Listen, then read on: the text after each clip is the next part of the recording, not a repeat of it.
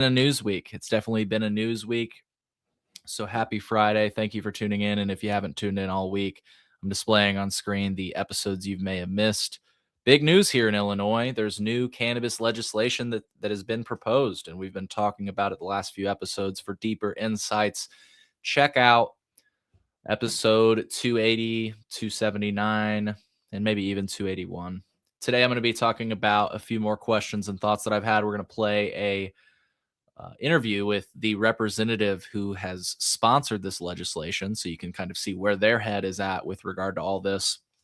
And like I say, throughout that, I'll be sharing my thoughts and more. We've even got some feedback from the audience here, so that's always fun. We'll be talking about that.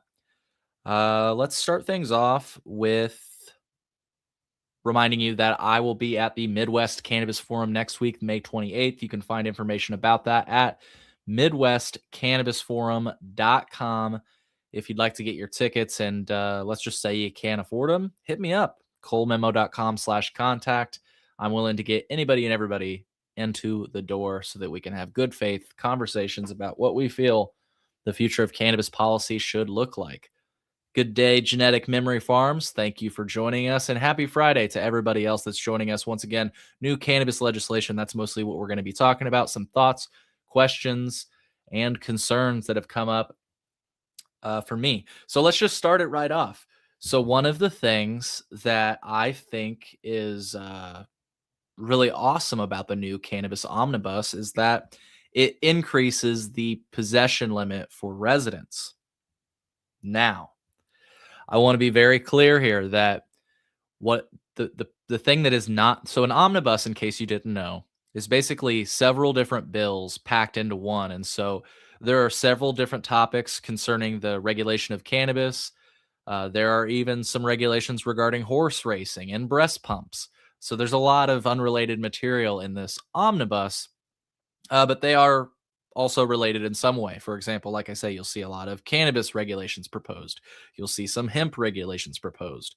And one of the regulations that we've seen proposed again in the omnibus is the increase of the possession limit for residents.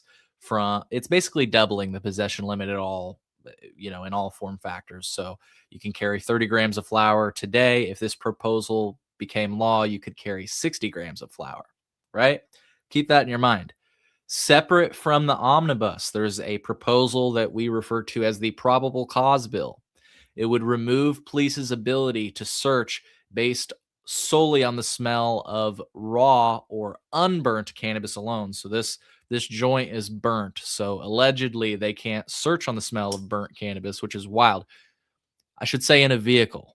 All of the only time an odor-proof container comes into play, and I wanted to be very clear about this, is when you are in a motor vehicle. Other than that, you can keep a bag of weed in a dime bag in your front pocket, so long as you're not in a motor vehicle. Keep it out of reach of children, all that good stuff. But yeah, just wanted to make that clear. So I guess my point is, and I'll just cut to the chase, law enforcement in the past has opposed this probable cause bill. They think that they should be able to search based on the smell of raw cannabis. Again, unburnt cannabis. And they say that being able to search based on the smell of raw cannabis allows them to stop drug traffickers, right? Because if they can smell cannabis, you've obviously exceeded your possession limit. Here's my question. Can a human or a dog tell the difference between the smell of 30 grams and 60 grams? I'm just saying. I'll leave it there. We could go in so many different directions, but I'll just leave it there. That was my thought. I'm definitely hearing some concerns from advocates with regard to the idea, like, what if the omnibus passes, but the probable cause bill doesn't?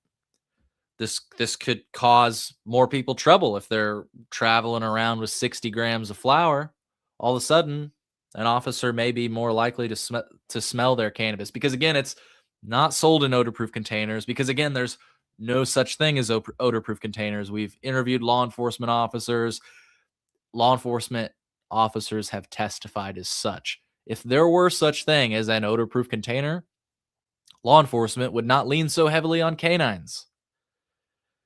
I have to agree with Penny Hart's. The omnibus is not passing, and that was at least as written today. I think there's a few big proposals that are going to cause it to get bogged down. Remember, folks, it's easier to kill a bill than to pass a bill. This is what we've heard from advocates in the past, and it seems to be true. I just want to lead off with a few things that I think are the end of this. And I'm not saying I agree, by the way. I'm just telling you how I see it. One thing that people have said in the past is that some of the medical operators in the past, specifically one, there's been allegations against one big company. Name them in the comments if you've heard these allegations. Um, fun Friday thing, right? Again, there have been allegations that medical operators have opposed the concept of giving all adult use dispensaries a medical license. I think that's going to be something that could be opposed again because this proposal is different from recent proposals. This proposal would allow all adult use dispensaries to get a medical license for free immediately. Recent proposals, of which operators opposed, would have allowed operators to get a medical license if they paid a fee, and it would have been an effective date like a year from the passage of that original bill. You're telling me that the same operators that opposed giving everybody a medical license on the basis that they had to pay all those fees for 10 plus years are just going to allow new operators to get these licenses for free immediately upon passage of this bill? Okay, I'll believe that when I see it. Another thing that I think is going to be a problem is the inclusion of the hemp language. There's some pretty, I will say the hemp language has changed. It used to be that it would be like a $10,000 daily fine on top of the criminal penalties that already exist today if you're selling cannabis outside of a dispensary. That used to be what this bill prescribed as the solution. Now this bill says, well, if you're selling cannabis outside of a dispensary, and I mean you, by the way, you don't have to, like, people always make it about like, well, I would never sell Delta 8 sprayed flower. You don't have to. This doesn't really have to do with hemp. Yes, it addresses those products and good riddance, right? It also just addresses cannabis sales in general. It literally defines unlicensed activity, which is you, by the way. You don't have a license, most likely, if you're listening to this podcast. I don't know. There might be a few of you. So again, my point, without getting too long in the tooth about it, is that this language has changed. It's drastically increased the daily fines. I still believe the criminal penalties are in play, but that's notable and worth sharing. I just feel that even though the fees have been lowered and the criminal, even though that stuff is markedly decreased, I think the hemp lobby is going to oppose this. And we're gonna let's actually, this is a good opportunity to play the interview from the lead sponsor of this bill, Will Guzzardi. Here's the interview they recently did on this subject. To Chicago Report. Joining us now is State Representative Will Guzzardi, who has two major pieces of legislation in the pipeline. The first would impose a 4% tax on short-term rentals, redirecting that revenue directly to affordable housing efforts. He's also spearheading a new cannabis omnibus bill following the recent federal reclassification. Representative Guzzardi, thank you so much. Good to have you on the show tonight. Great to be here. Thanks for having me. Okay, so we're going to skip forward to where they talk about cannabis. We'll have this full interview linked in the show notes if you would have preferred to see what he said about the other subject. Here it is. Here's the cannabis subject. This year. All right, let's switch gears here and talk about marijuana. What would you say is the most important change in this cannabis bill, and why does that matter? Well, I would say two big changes. One is that the federal government closed this loophole effective November of this year. For many years, there's been this loophole around hemp. You may have seen Delta 8 shops in your communities. This is unregulated cannabis-like products that contain THC, that they can be sold without checking on age or product testing or potency. Those products are all going to go away in November of this year. Right. They're all going to go away November of this year. And that's why I don't understand the rest of what he's about to say. So we need a new regulatory regime at the state to comply with that federal change. And then you also mentioned... No, the thing that has been holding up the state from prosecuting these cases, if you're if that's what you want. And I am not saying that that's what he wants. But just according to the Illinois State Police, is the federal law. Once the federal law is out of the way, as the state of Illinois has said, we're free to go forward with cannabis prosecutions. We'll continue this report. They're all going to go away in November of this year. So we need a new regulatory regime at the state to comply with that federal change. And then you also mentioned the rescheduling issue that medical cannabis is going to move from a Schedule I drug to a Schedule III drug. So we want to make some changes to our medical cannabis program to allow every cannabis business to participate in that program, give patients access to medical cannabis who need it, and also take advantage of the federal tax breaks that will come along with rescheduling. I got to ask you this as a follow-up to that. Do you see anything in this proposal that could limit the industry or even make it possibly harder for small businesses or maybe even consumers out there? It's just the opposite. What we're trying to do with this bill really is to remove unnecessary regulatory barriers at the state level. So when we passed cannabis in 2019, we put some really, really stringent regulations in that law. And we've come to realize 7 years later, as this industry has matured, that some of those regulations are too burdensome. And especially for the small social equity minority owned cannabis businesses that are trying to compete with the big guys in this industry, these overburdensome state regulations are really holding them back. So we're going to pull back on some of those regulations to allow these small businesses to thrive. You broke it all down so that everyone can understand. Representative Will Guzzardi, it was a pleasure. Thank you so much for coming on Chicago Report. Thanks for. We'll just have to get Representative Guzzardi. Maybe they're, I don't know. I've never invited them onto the show. It'd be interesting. I think if you're wondering what are the, he mentioned the regulations being too burdensome in Illinois. How are they easing back on it? Well, I'll give you a few examples, but I also wonder the same thing because, it's possible that I'm going to miss some things too. I should say that. There are some things in the legislation that I don't understand, and I encourage you all to read it. I will have it linked in the show notes. If you check out the last few episodes, it's definitely linked in those show notes because we discuss the legislation in more detail than we have today. But there are a few regulations that I think ease up on the industry. For example, there's one proposal that would allow dispensaries to stay open until 2 a.m.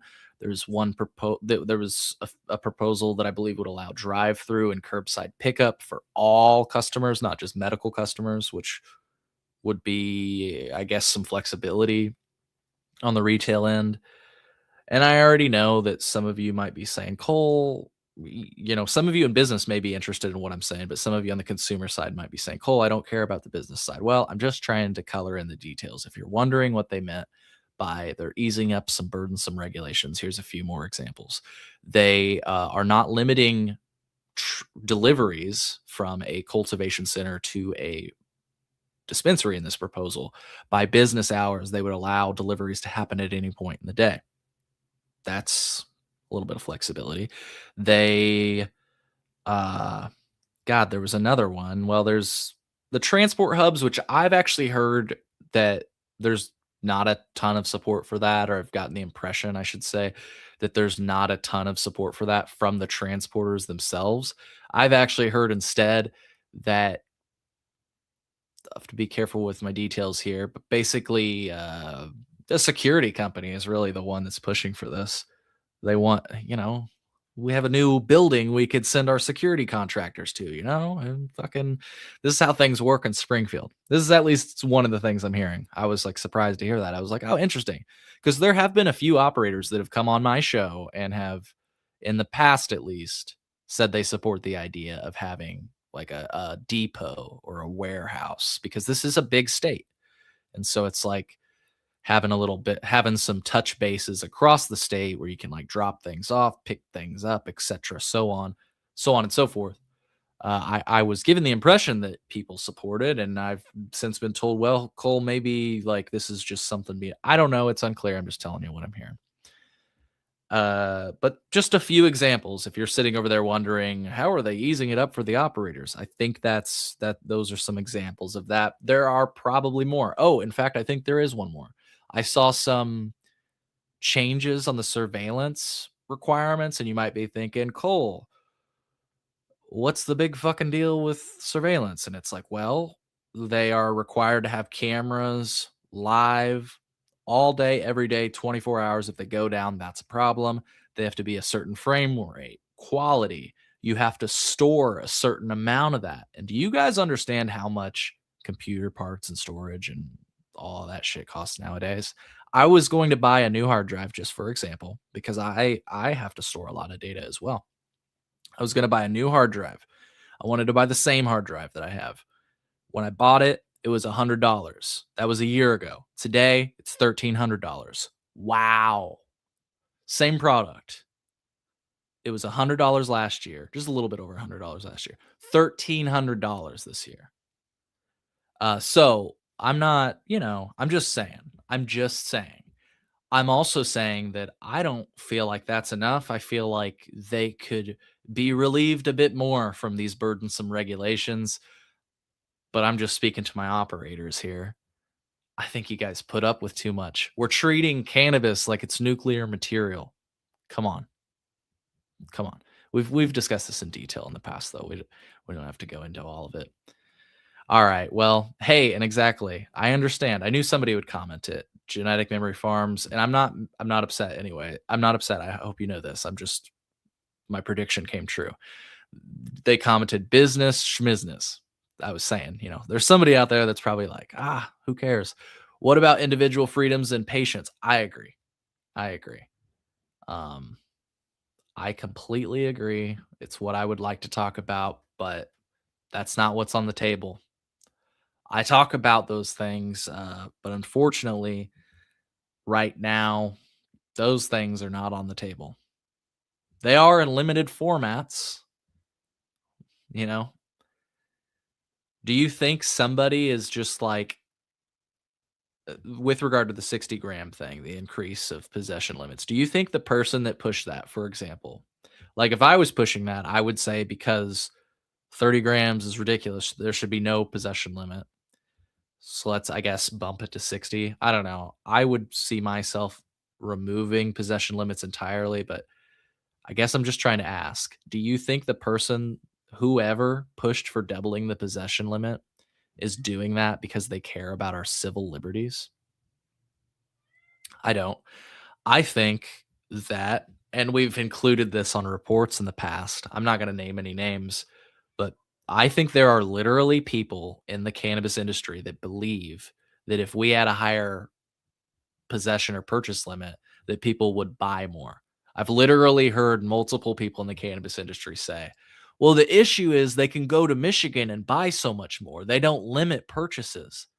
Oh, that's the issue? It's they can buy more? Oh, okay. I thought it was because the product sucked and it was too expensive. But you're right. It's because I can't buy enough of it. That's the issue. Sorry. How's it going, Satisfied Mind? Happy Friday. That's basically what I have for you all. I did have some comments that came in from the community. I had posted sort of on Reddit something I had already said today, which is that I feel like medical operators, if they did oppose this omnibus in the past, or even if they didn't, here's a reason to, because they can. And maybe I'm just being cynical and too negative. I have a habit of that. I'm going to be candid about that. I'm just not optimistic when it comes to this topic anymore. You guys beat it out of me. But I just kind of posted my, let's call it devil's advocate perspective on Reddit. And someone said, why would you engage in a thought exercise for current medical operators, particularly since your past commentary on the price of licenses seems to take issue with removing one of the greatest single barriers to entry, the license fee? I think they thought I was like complaining, and I said, are you asking me why I would play devil's advocate? My answer is, this is one of two proposals that are part of the omnibus that I think have a chance of tanking the package. It's easier to kill a bill than pass a bill. So I'm just trying to identify red flags. This seems like one. I hope I'm wrong. I do hope I'm wrong. Just been through this. You know what I say at my second rodeo? This ain't my first rodeo. I'm not sitting here and saying that I'm a seasoned veteran over here, or that I'm some fucking genius political wizard here in the state of Illinois. But this isn't my first rodeo. It's my fifth or sixth times 3 or times 2. If you hear my cat screaming, they know all about it. They're like, yeah, yep. You hear my cat screaming? Drop a kitty in the comments if you hear the cat meowing. One other thought. I thought this was a really good counter argument to my argument. Okay. I love it. By the way, I love it when people have counter me and say, no, Cole, I see why you would say that, but I think it's going to go this way. I love it. And here's a great example of it. Someone said, I think that they included these licenses for free. They dropped the fees, right? I was saying, oh, the fees, that's why they're going to oppose it. That's why somebody would oppose it, because they would say it's unfair. They've paid these fees over the last 10 years. Well, this person says, and I think this is a good point, because a lot of the medical operators and dispensaries were given recreational licenses for free when adult use began, is it unfair? Oh, good question. Good question. They also say adult use operators had to start from scratch. Medical operators already had a leg up since they were already well established in the market. Good point. Hey, I don't know if you're building a legal case right now, or a legal defense, I guess. I don't know. These are all great options. These are all great pieces of feedback that I got. And I'm like, wow, this pokes holes in what I'm saying. So if you're involved in the advocacy arena, maybe take some notes. Because if somebody's going to say it's unfair, well, I thought they got a free license too, as a counter, was a pretty brilliant thing. They also told me one last thing, as a recreational user and resident of Illinois, and they're preaching to the choir with this one. They say, I should at least have the option of growing my own. I shouldn't be forced to only buy from a dispensary, which then forces me into paying the rec tax. Whoa.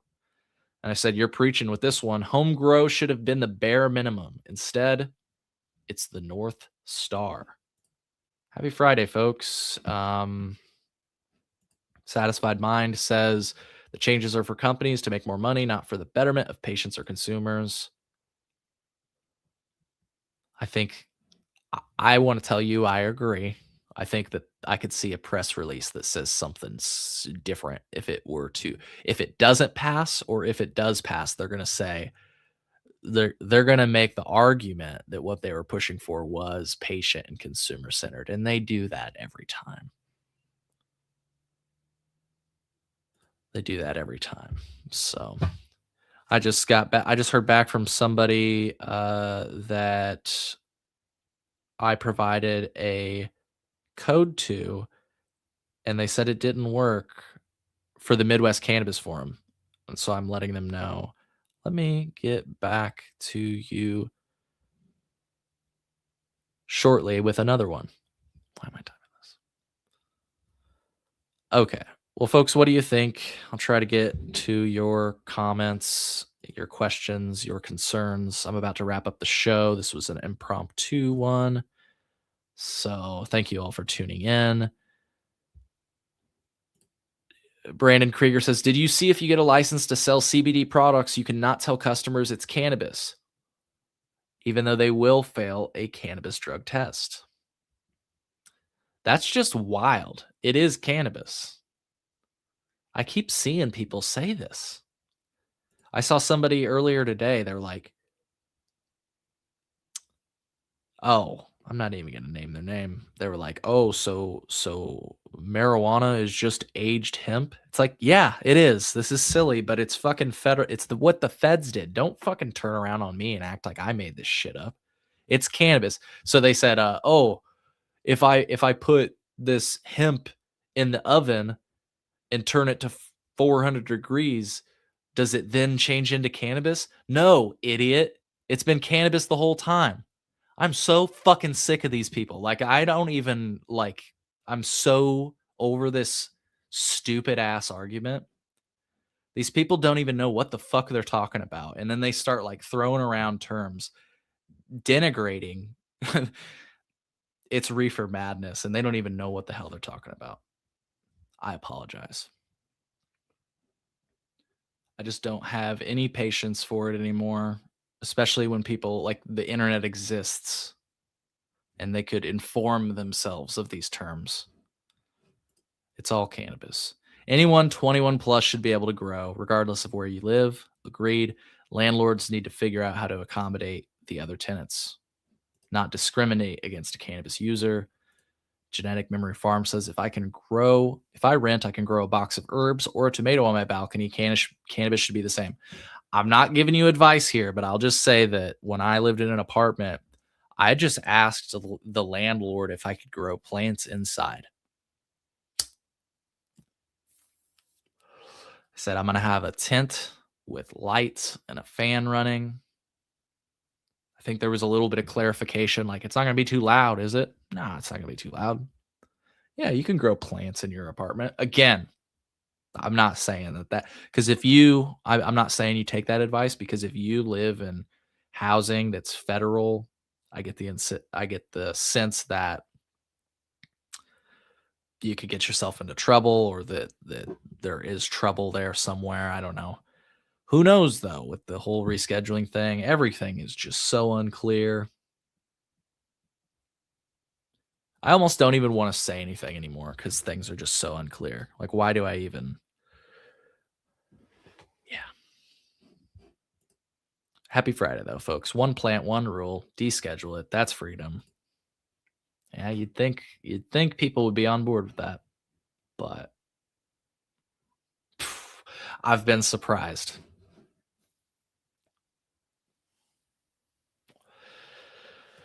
But others agree. I mean, I agree. I think I'm feeling a little down this Friday, you know? I don't know how I'm supposed to rejuvenate the spirit.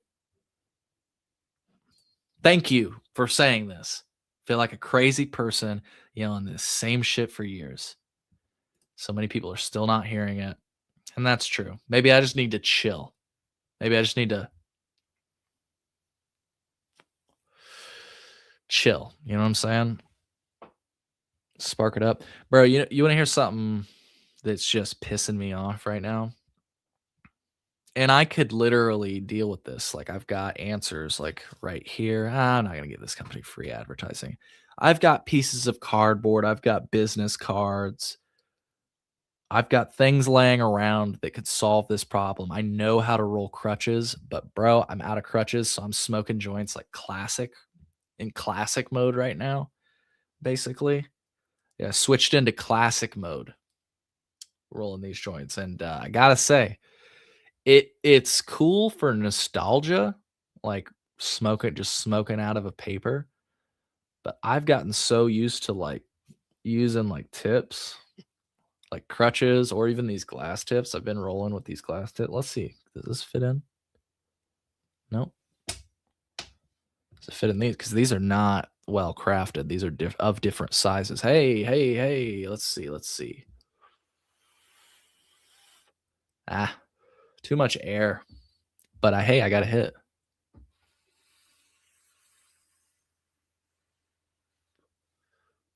Too much air. If I rolled this a bit fatter, it would have fit in there. Usually I roll the tips in them, though. I don't usually put the tip inside of the tip. Whoa. 2 kids, 1 sandbox. Oh, snap. That's an old reference for the people that have been on the internet and have gotten traumatized. Don't look it up. If you don't know what I'm talking about, don't look it up. Tipception. Thank you. Put it in a different, let's go that direction. Let's go that direction. I just traumatized myself, just dug up a really just horrifying memory. The early days of the internet. I miss it. I don't miss that. I miss the early days of the internet. I was talking about this the other day. I miss going onto YouTube and just being able to like find people. I swear to God, it's hard to get like out of your echo chamber. Lemon Party. Look it up. Hell no. I don't. Jesus. Why did I just put that on screen? I know Lemon Party as a podcast. I think it's a podcast. I feel like it's a podcast, but I don't. Said it twice. I'm not saying it again. Don't look up anything that we've talked about at the end of the show. I highly encourage you to look up the things we talked about at the beginning of the show, because well, I'll have it in the show notes. I'll have the language for the legislation we've been discussing, and there we go. Thank you for spinning it back in a direction that's cannabis. Lemon Tree crossed with Lemon Party from CSI Humboldt. Nice.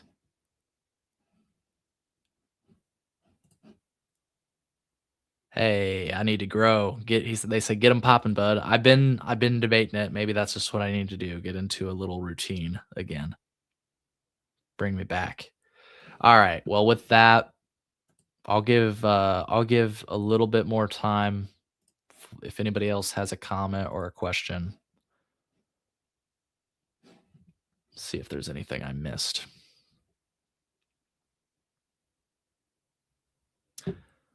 Oh, okay. So somebody wrote in response to me, to my devil's advocate, thing that I said earlier. They said the Illinois program was built on corruption from the ground up. As an individual, I want what will benefit individuals. The operator's opinion is completely irrelevant. Is it? Okay. Go forth. Good luck with that. I'm not trying to be like negative here, but the operator's opinion seems to be completely relevant because there are simple provisions that seem to have been railroaded as a result of the operator's opinion. For example, home grow. According to the Chicago Tribune and lobbyists that we've spoken to, licensed operators and law enforcement opposed home grow in 2019.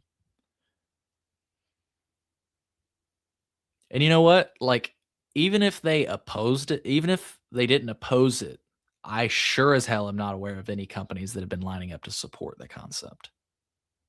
That would win some infused brownie points for me. You could almost lie about it. I bet you could lie about it. I bet you could say, oh, proceeds of our, your purchase go towards lobbying for home grow for all. Somebody could do that and put that on a label and completely lie about it, just like everything else on the label. And I'm sure that would drive up sales and trick people that don't dig a little bit deeper. Again, I don't know why I'm being so negative. I'm sorry. But the point that before I went on that stupid rant was, even if they didn't oppose it, I would love to see some support of it. There have been proposals in the past that would increase plant count for med patients. I don't remember. I'd have to look back. I don't think there has been a home grow for all proposal since 2019. I think it's just been off the table, right? But even a modest increase of the home grow rules for medical patients only hasn't gotten any support by the industry. And I say that speaks volumes. I don't know. I also want to just back up, because some of you watching might be in the industry and be like, Cole, you are just so ignorant. Okay.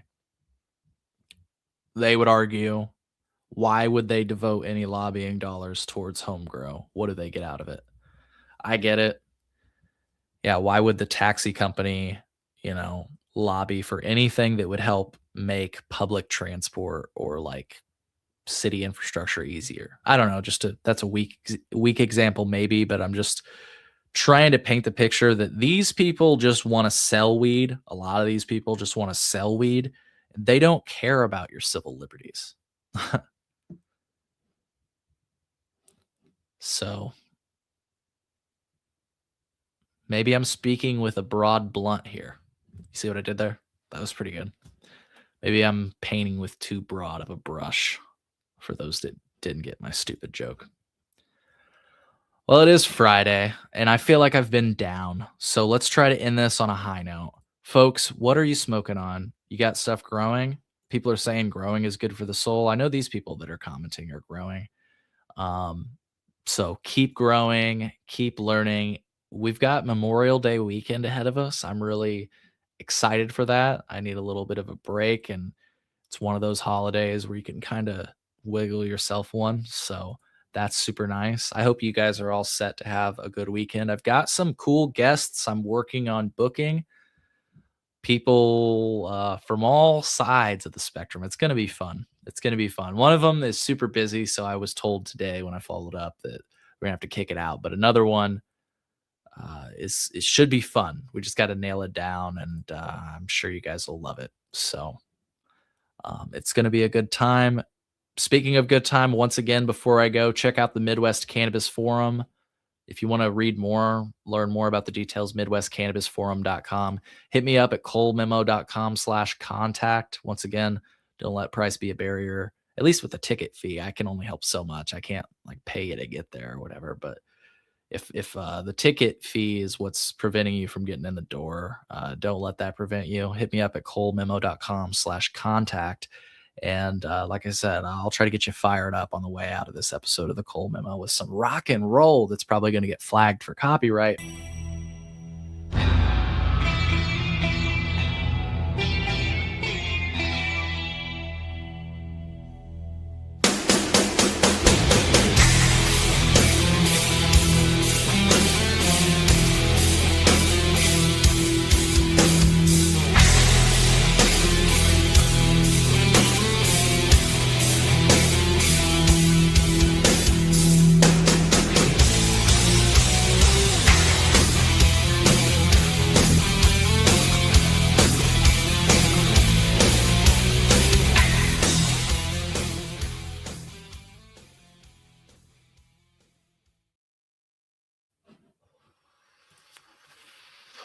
I had to finish the joint, folks. I can't just leave you on the rock and roll. Did we get another comment? Oh, people just saying it doesn't matter if it's true. Just tell them home grow promotes more sales. The alcohol industry has it figured out. For example, beer nerds who brew still buy a lot of beer to get ideas. Good point. Good point. Well, on that note, cheers. See ya.